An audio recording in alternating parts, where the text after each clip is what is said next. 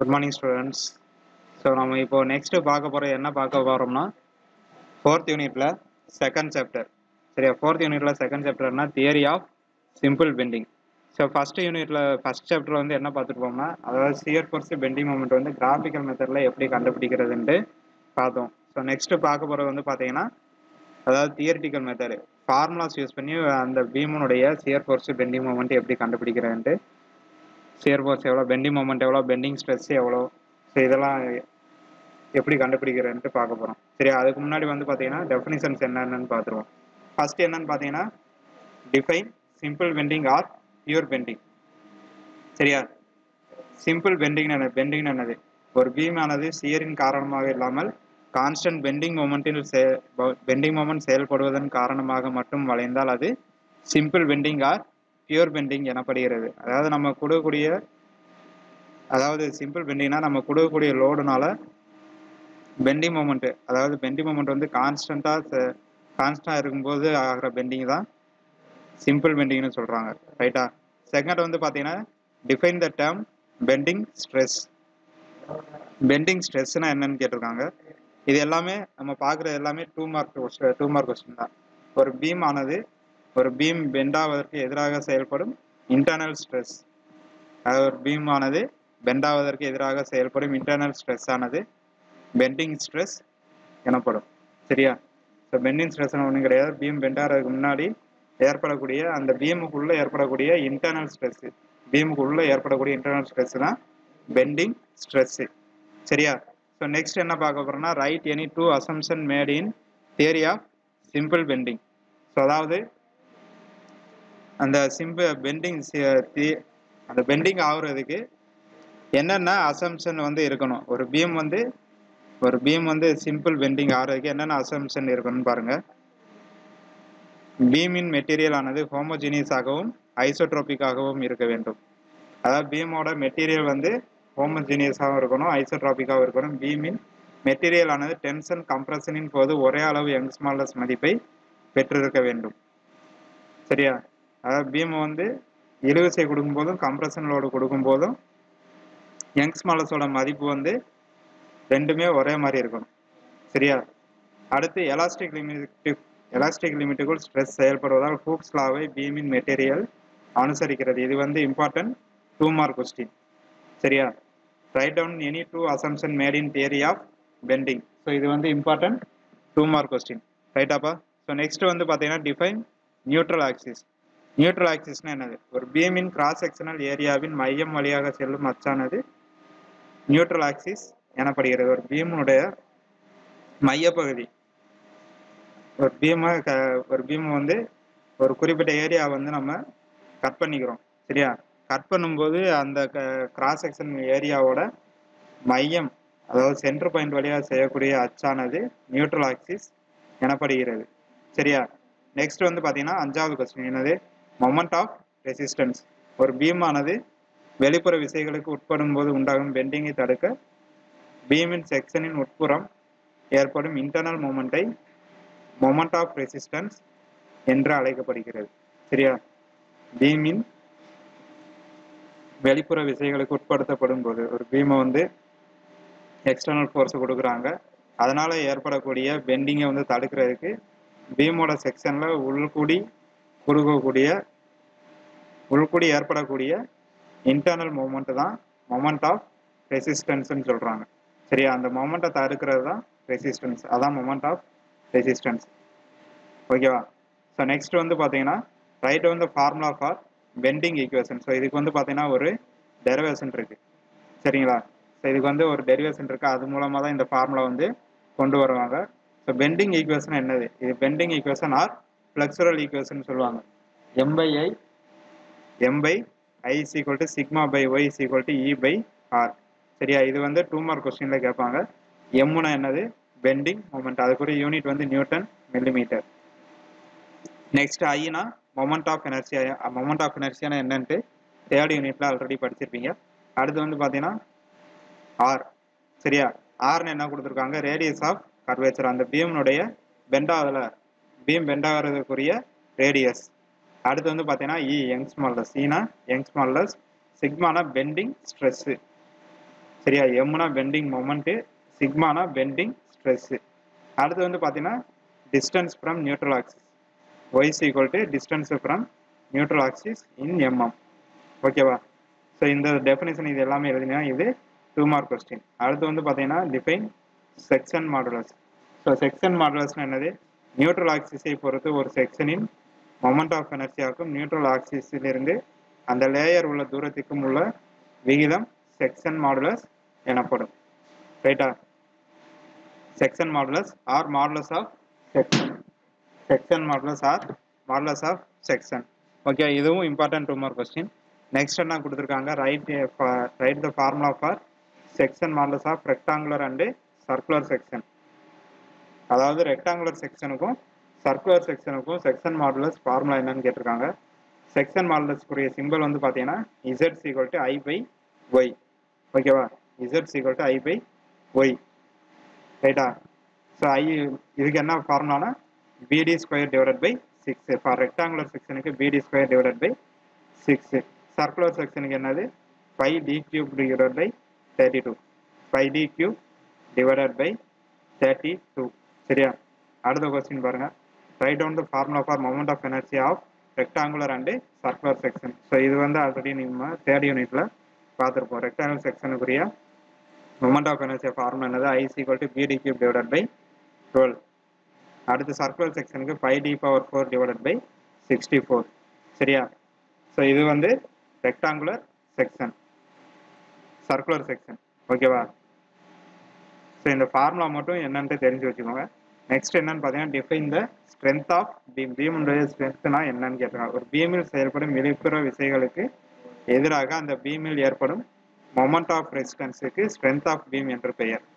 பீமில் செயல்படும் வெளிப்புற விசைகளுக்கு எதிராக அந்த பீமில் ஏற்படும் மொமெண்ட் ஆஃப் ரெசிஸ்டன்ஸுக்கு ஸ்ட்ரென்த் ஆஃப் பீம் என்று பெயர். Strength of beam equal to sigma into Z. Strength of beam equal to sigma into Z. Next பார்த்தீங்கன்னா டிஃபைன் ஸ்டிஃப்னஸ் ஆஃப் பீம். பீமுடைய ஸ்டிஃப்னஸ் என்னது? விரைப்புத்தன்மை. பீம் வளைவதை தடுக்கும் தன்மை அதன் ஸ்டிஃப்னஸ் எனப்படுகிறது. சரியா? பீமு வளைகிறத தடுக்கிற தன்மை தான் ஸ்டிஃப்னஸ்ன்னு சொல்லுவாங்க, விரைப்புத்தன்மை சொல்லுவாங்க. ரைட்டா? நெக்ஸ்ட் வந்து பார்த்தீங்கன்னா radius of curvature. Radius of கர்வேச்சர்னா அதுக்குரிய சிம்பிள் வந்து பார்த்தீங்கன்னா R. So radius of curvature எப்படி ஆனால் நம்ம கொடுக்கக்கூடிய லோடுனால பீம் வந்து பெண்ட் ஆகும். அந்த பெண்ட் ஆகக்கூடிய அந்த ரேடியஸ் ஆஃப் கர்வேச்சர்னு சொல்லுவாங்க. ஒரு பீமின் வட்டவில் போல் வளையும் போது வட்ட மையத்திலிருந்து பீமின் பரிதி வரை உள்ள ரேடியல் டிஸ்டன்ஸ் ஆனது ரேடியஸ் ஆஃப் கர்வேச்சர் என்று அழைக்கப்படுகிறது. R equal to EY divided by sigma B. ஓகேவா? ஸோ இதான் radius of curvature. So next பாருங்க ஃப்ளெக்சுரல் ஃபார்முலா. நம்ம ஆல்ரெடி பார்த்தோம்ல பெண்டிங் ஈக்குவேஷன், அதை தான் ஃப்ளெக்சுரல் ஃபார்முலான்னு சொல்றாங்க. M/I is equal to sigma max divided by y max equal to E by R. M/I is equal to sigma max divided by y max equal to E by R. ஓகேவாப்பா? So இதை வந்து அப்படியே நம்ம என்னன்ட்டு எடுத்து எழுதிட்டோம்னா அதுதான் நம்மளுக்கு flexural formula. So next என்ன பார்க்க போறோம்னா, அதாவது நம்மளுக்கு பீம் வந்து கொடுத்துருவாங்க. கேன்டிலிவர் பீமா சிம்பிளி சப்போர்ட்டட் பீமான்ட்டு சம்மில் கொடுத்துருவாங்க. அதுக்குரிய மேக்ஸிமம் பெண்டிங் மொமெண்ட் ஃபார்முலா என்னன்ட்டு அது வந்து அதுக்குரிய ஃபார்முலா எப்படி பார்க்குறதுன்னு பாருங்க. ஸோ ஃபர்ஸ்ட் வந்து பார்த்தீங்கன்னா பெண்டிங் மொமெண்ட் நார்மலாக நம்ம என்ன ஃபார்முலா யூஸ் பண்ணோம்? Load into distance. ஓகே, இது வந்து கேன்டிலிவர் பீம். அதாவது cantilever point load W at free end. Load வந்து ஃப்ரீ எண்டில் ஆக்ட் ஆச்சுன்னா அது பெண்டிங் மொமெண்ட் ஃபார்முலா என்னப்பா போடுவோம்? W into L load into distance போடுவோமா? அடுத்து அதுலேயே நம்மளுக்கு யூடிஎல் ஆக்ட் ஆச்சுன்னா UDL spread over entire span. அதாவது ஃபுல்லாக யூடிஎல் ஆக்ட் ஆச்சுன்னா அதுக்கு யூடிஎல் எப்படி பார்ப்போம் நம்ம? WL² divide by 2 load into distance divide by 2 போடுவோமா? அதை தான் சொல்கிறாங்க W into L² divide by 2. அடுத்து சிம்பிளி சப்போர்ட்டட் பீமில் பாயிண்ட் லோட் ஆக்ட் ஆச்சுன்னா எப்படி போய் என்ன ஃபார்முலா பெண்டிங் மொமெண்ட்டுக்கு? WL divide by 4. சரியா? WL divide by 4. இதே சிம்பிளி சப்போர்ட்டட் பீமில் ஃபுல்லாக யூடிஎல் ஆக்ட் ஆச்சுன்னா அதுக்கு என்ன ஃபார்முலானா WL² டிவைட் பை 8. சரியா? ஸோ இந்த கேன்டிலிவர் பீம் தான் அதுலேயே நம்மளுக்கு டபுளாக வரும். ஓகேவா? அதனுடைய மல்டிபிளாக தான் சிம்பிள் சப்போர்ட்டட் பீம் வரும். ரைட்டா? ஸோ இந்த ஃபார்முலா வந்து ஞாபகம் வச்சுக்கிட்டா தான் நம்ம அடுத்து நெக்ஸ்ட்டு சம்மு போட முடியும். ஓகேவாப்பா? ஸோ இப்போ நெக்ஸ்ட்டு பார்த்தீங்கன்னா சிம்பிளி சப்போர்ட்டட் பீமில் வந்து ப்ராப்ளம் வந்து பார்க்க போகிறோம். A rectangle beam 20 mm deep and 10 meter 10 mm wide. சரியா, ரெக்டாங்குலர் பீம் கொடுத்துட்டாங்க. 200 mm டீப்னா ஒய், ரைட்டா. அடுத்து டீப்னா D. Next and 100 mm wide வந்து 100 mm இஸ் சிம்பிளி சப்போர்ட்டட்னு கொடுத்துட்டாங்க. Over a span of 8 metre and carries a central point load. Simply supported பீமில் சென்ட்ரல் பாயிண்ட் லோடு வந்து ஆக்ட் ஆகுது 25 kN. சரியா, 25 kN. அதை வந்து நம்ம என்ன மாற்றிக்கணும், நியூட்டனாக கன்வெர்ட் பண்ணிக்கணும். Determine the maximum stress in the beam. Maximum stress எவ்வளோன்ட்டு கேட்டிருக்காங்க. Also calculate the value of longitudinal fibre stress at a distance of 25 mm from the surface of beam. சரியா, ஸோ என்னென்ன கேட்டிருக்காங்க, மேக்ஸிமம் பெண்டிங் ஸ்ட்ரெஸ் கேட்டிருக்காங்க. Bending stress sigma 1 என்னன்னு கேட்டிருக்காங்க. Y1ல அதனுடைய பெண்டிங் ஸ்ட்ரெஸ் எவ்வளோன்னு கேட்டிருக்காங்க. ஃபர்ஸ்ட் பாருங்க, ஒய்டு எவ்வளோ கொடுத்துருக்காங்க, 200 mm. சாரி, பிரெத் வந்து 100 mm. பிரெத்னா டீப். சரியா, D is equal to 200 mm. Wide வந்து 100 mm கொடுத்துருக்காங்க. லென்த் வந்து எவ்வளோ கொடுத்துருக்காங்க, 8 மீட்டர். அடுத்து லோடு வந்து 25 kN. சரியா, லோடு வந்து 25 kN. நெக்ஸ்ட் Y1 வந்து எப்படி பார்ப்போம் நம்ம.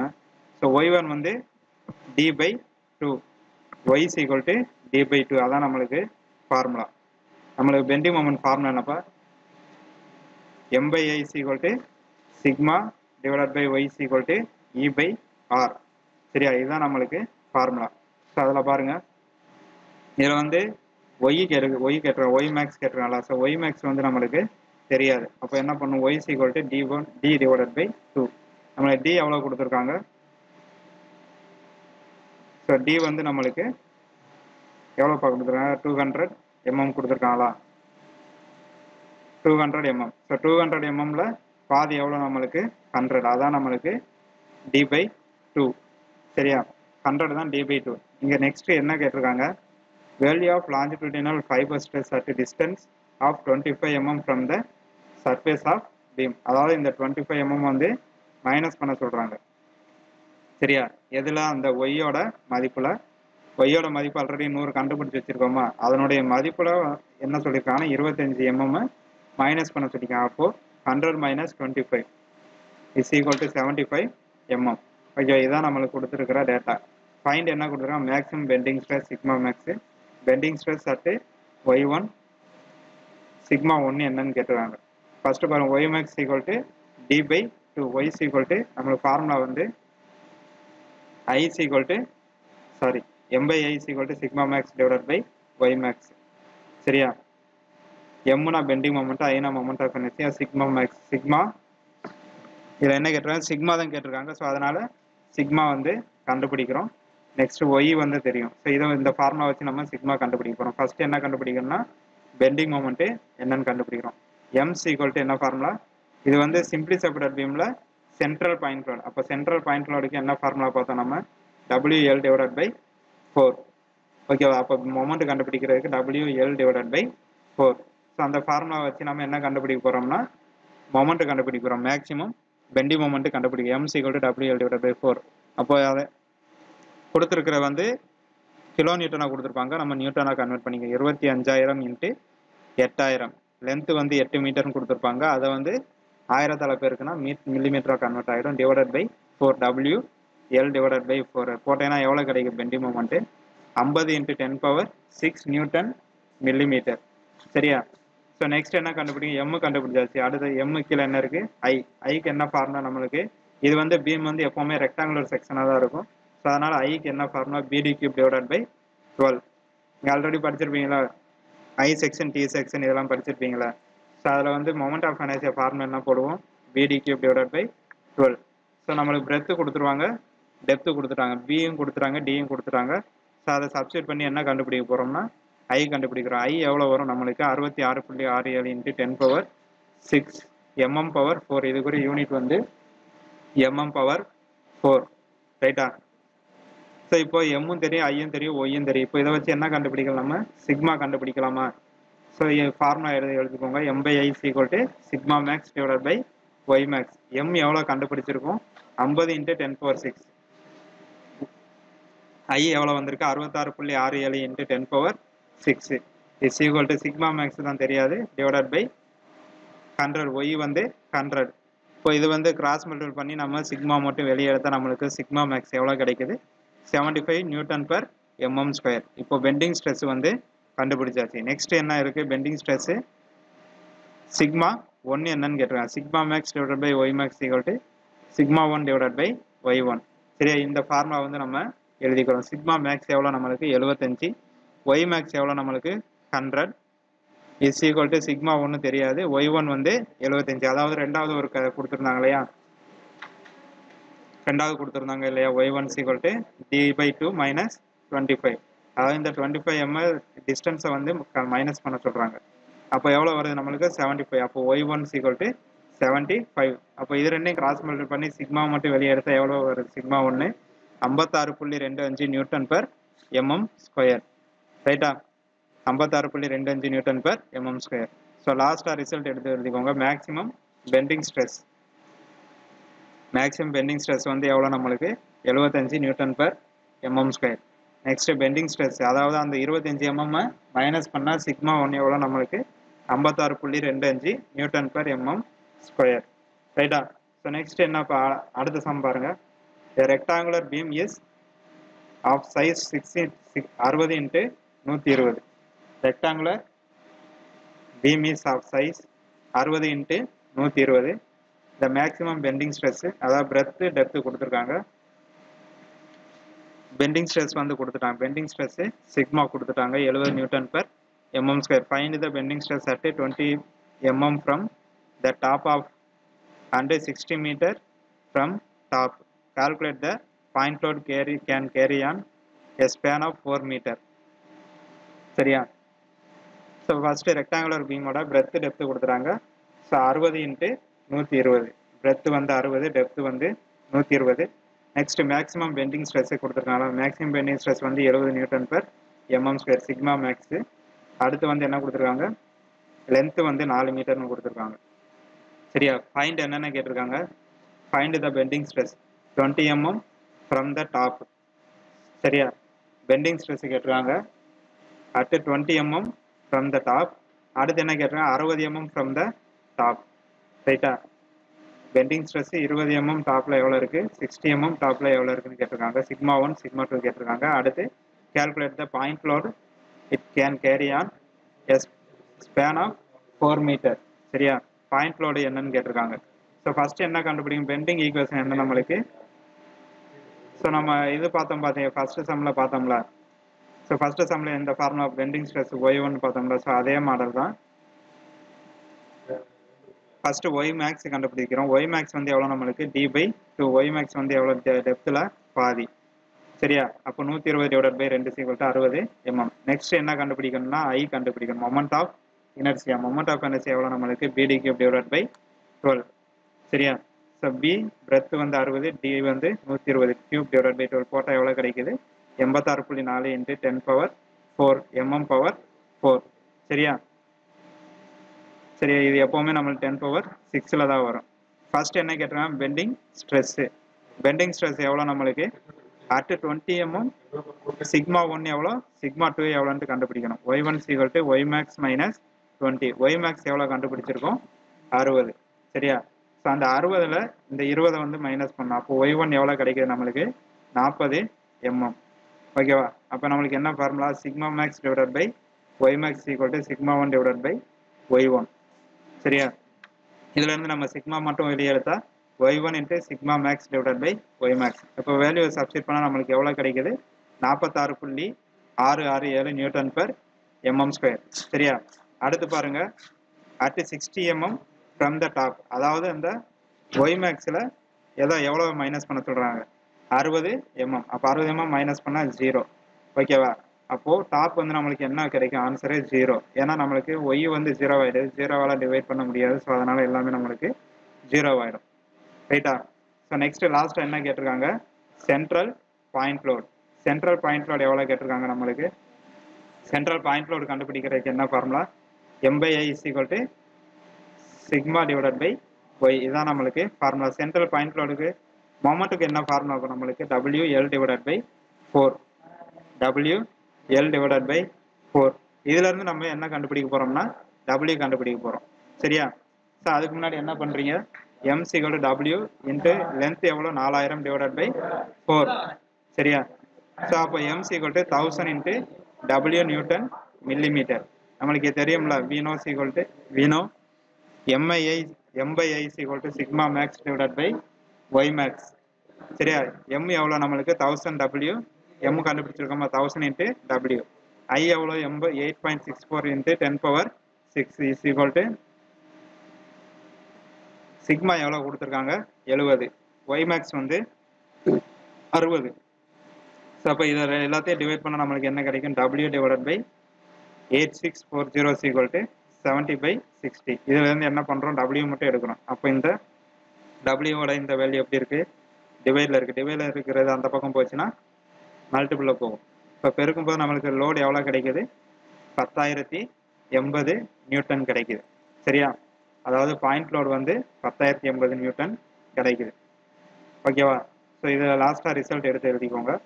பெண்டிங் ஸ்ட்ரெஸ்ஸு நம்ம ஃபஸ்ட்டு 2 இது கொடுத்துருந்தாங்களே சம்மில், 20 mm மைனஸ் பண்ணால் நம்மளுக்கு எவ்வளோ கிடைக்கும்? 60 mm மைனஸ் பண்ணால் எவ்வளோ கிடைக்கும்? அதாவது ஒய் மேக்ஸ்லேருந்து இந்த 2 வேல்யூ மைனஸ் பண்ணால் பெண்டிங் ஸ்ட்ரெஸ் எவ்வளோ கிடைக்கும்னு கேட்டிருந்தாங்க.